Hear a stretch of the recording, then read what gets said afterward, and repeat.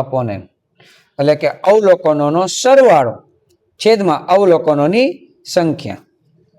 બીજું એક આનું સૂત્ર છે x બાર બરાબર a plus sigma d upon n। આને ટૂંકી રીતે પણ કહેવાય અને ધારેલ રીતે પણ કહેવાય, બરાબર। એટલે કૌંસમાં ખાલી લખું છું, આને જો દાખલો આપણે એમ કે ટૂંકી રીતે કરો તો આને ટૂંકી રીત કહેવાય। હવે બંને સૂત્ર ક્યારે વપરાય છે તો એ લખું છું, આ બંને સૂત્ર અવર્ગીકૃત માહિતી હોય,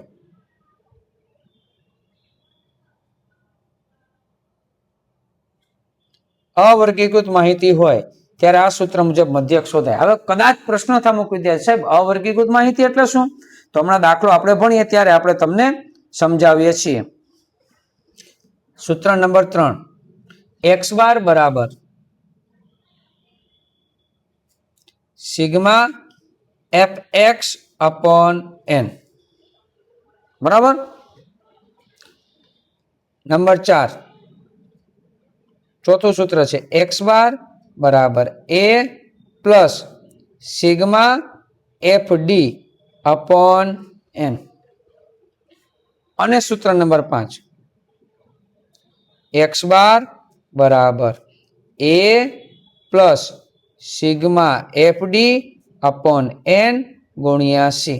આ ત્રણેય સૂત્ર ક્યારે વપરાય છે તો કે અસતત અને સતત બંને શબ્દ લખું છું અને મેઇન શબ્દ છે વર્ગીકૃત માહિતી હોય ત્યારે, એમાં કૌંસમાં સતત આવૃત્તિ વિતરણ હોય પ્લસ અસતત હોય ત્યારે પણ આ સૂત્ર વપરાય છે। ક્યારે તો ત્રીજા અને ચોથા સૂત્રનો ઉપયોગ અસતત માટે, યાદ રાખીશું ત્રીજા અને ચોથો, પછી ત્રીજો અને પાંચમું બંને સતત માટે પણ વપરાય છે।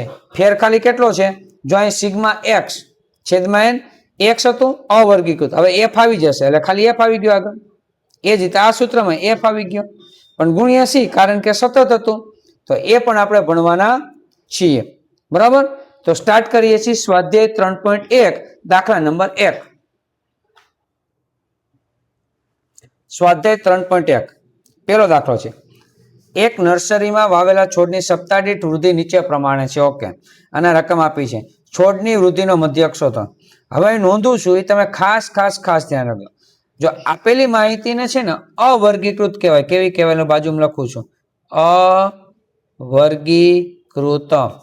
આવો દાખલો હોય તો ત્યારે કયા સૂત્ર લાગુ પડે તો આપણે બતાવે આ બંને સૂત્ર લાગુ પડે, કોઈ પણ સૂત્ર પ્રમાણે દાખલો કરો જવાબ સરખો જ આવશે, બરાબર।